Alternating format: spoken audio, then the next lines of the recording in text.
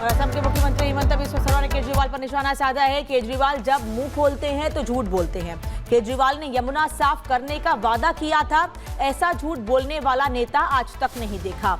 असम के मुख्यमंत्री हिमंता बिस्वा शर्मा ने केजरीवाल पर निशाना साधते हुए बोला है कि वो जब भी मुंह खोलते हैं तो झूठ बोलते हैं।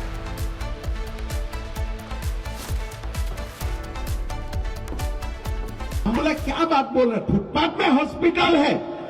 बोला हाँ फुटपाथ में ही हॉस्पिटल है। मेरा थोड़ा दिमाग गड़बड़ी हो गया, अरे फुटपाथ में भी मोहल्ला क्लिनिक है, क्या हॉस्पिटल है? मैं बोला वहां क्या होते हैं? कोई न्यूरो सर्जरी होते हैं, कोई सिजारियन सेक्शन होते हैं, कोई सीटी स्कैन होते हैं, कोई एमआरआई होते हैं। बोले साहब उसमें वहां कुछ नहीं होते हैं। बोले ये तो सिल्ला सिल्ला के बोल रहे थे। बोले नहीं, वहां में एक दो डॉक्टर होते हैं जो दिन में देखना है वो देख लेता है, 2 बजे तक बंद हो जाते हैं दुकान। तो मैंने बोला आप लोगों ने झूठ बोला होगा, इतना बड़ा आदमी है, कुछ तो उसमें तो कुछ तो जरूर होगा। तो मैंने अगले बार दिल्ली आए, मैंने मोहल्ला क्लिनिक देने का कोशिश किए थे। तो वो क्लिनिक देखने का बाद मैं आप लोगों को इतना ही बोल सकता हूं कि उन्होंने जो एक पूरा दुनिया में झूठ का एक बाजार खुल चुका है ना, ये झूठ शायद केजरीवाल जी झूठ बोलने वाला व्यक्ति नहीं है, केजरीवाल जी स्वयं झूठ का एक मशीन ही बन चुका है। और जब कुछ मुंह खुलता है वो खाली झूठ ही बोलते हैं, बाकी कुछ नहीं बोलते हैं। इस साल का पहला महीना गुजरने वाला है और इस एक महीने में उत्तर प्रदेश पुलिस ने ताबड़तोड़ एनकाउंटर कर दिखा दिया है कि आने वाले दिनों में भी बदमाशों के खिलाफ ताबड़तोड़ प्रहार जारी रहने वाला है। उत्तर प्रदेश में अलग अलग जगहों पर पुलिस की जवाबी कार्रवाई में बदमाश घायल हुए हैं, जो कि अब पुलिस की गिरफ्त में है। रिपोर्ट देखिए।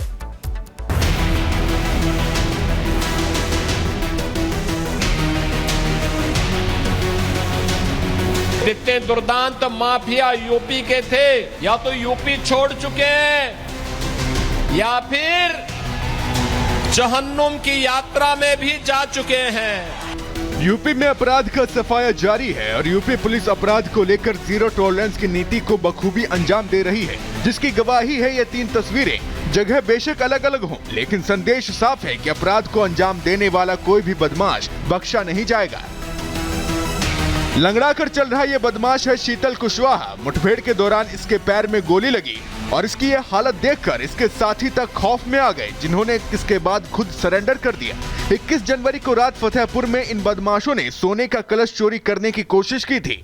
जब पुलिस पहुंची तो पुलिसकर्मियों पर हमला कर दिया, जिसमें 2 पुलिसकर्मी बुरी तरह घायल हो गए थे। इन्हीं बदमाशों की तलाश में पुलिस और स्वाट टीम ने जंगल में तलाशी अभियान चलाया और एक बार फिर इन्होंने पुलिस पर हमला कर दिया। बचाव में पुलिस ने जवाबी फायरिंग की, जिसमें बदमाश शीतल कुशवाहा के पैर में गोली लगी, जिसके बाद उसके साथी दीपेश कुशवाहा और दूसरे साथियों ने सरेंडर कर दिया। पुलिस ने इन बदमाशों के पास से तमंचा कारतूस बरामद किए हैं। पुलिस को देखकर ये बदमाश भागे हैं। पुलिस द्वारा घेराबंदी की गई तो इनके द्वारा फायरिंग की गई, जिससे उसमें से एक बदमाश के दाहिने पैर पे, जो शीतल जिसका नाम है, उसको चोट लगी है। साथ ही साथ 2 अन्य चोर जो है उनके साथ पकड़े गए हैं। मुजफ्फरनगर में भी पुलिस ने कुख्यात बदमाश सुशील मूंछ के बेटे और उसके शूटर को सबक सिखाया है। माफिया सुशील मूंछ के बेटे अक्षयजीत और उसका साथी शूटर अमरदीप उर्फ भोलू के साथ पुलिस की मुठभेड़ हुई। जवाबी कार्रवाई में दोनों ही बदमाश गोली लगने से घायल हो गए। माफिया सुशील मूंछ के बेटे ने कुछ दिनों पहले एक कंपनी के कर्मचारी से 2 करोड़ रुपए रंगदारी की मांग की थी। शिकायत मिलने पर पुलिस ने इन बदमाशों की तलाश शुरू कर दी और अब ये दोनों बदमाश पुलिस की गिरफ्त में हैं, जिनके पास से भारी मात्रा में हथियार भी बरामद किए गए हैं। फिरोजाबाद में भी पुलिस का ऑपरेशन लंगड़ा देखने को मिला। लूट की घटनाओं को अंजाम देने वाले ये आरोपी अब खुद के पैर पर चलने के लायक भी नहीं रहे। सीएम योगी की फोर्स ने शातिर लुटेरे अभिषेक और आकाश को मुठभेड़ में धर दबोचा, जिनके कब्जे से हथियार कारतूस भी बरामद हुए हैं। पुलिस इनको रोका तो इनके द्वारा पुलिस पार्टी पर फायरिंग की गई। जवाबी फायरिंग में इसमें से 2 बदमाश, उनके पैर में गोली लगी है। एक तीसरा बदमाश मौके से फरार हो गया। 2 तमंचे कारतूस बरामद हुए हैं। सीएम योगी पहले ही चेतावनी दे चुके हैं कि यूपी में अपराध और अपराधियों के लिए कोई जगह नहीं है। जिसका खौफ बदमाशों के अंदर साफ देखा जा सकता है। और जो बदमाश अभी भी कानून व्यवस्था से खिलवाड़ कर रहे हैं, उनका इलाज यूपी पुलिस का ऑपरेशन लंगड़ा कर रहा है। Bureau report, Republic Bharat.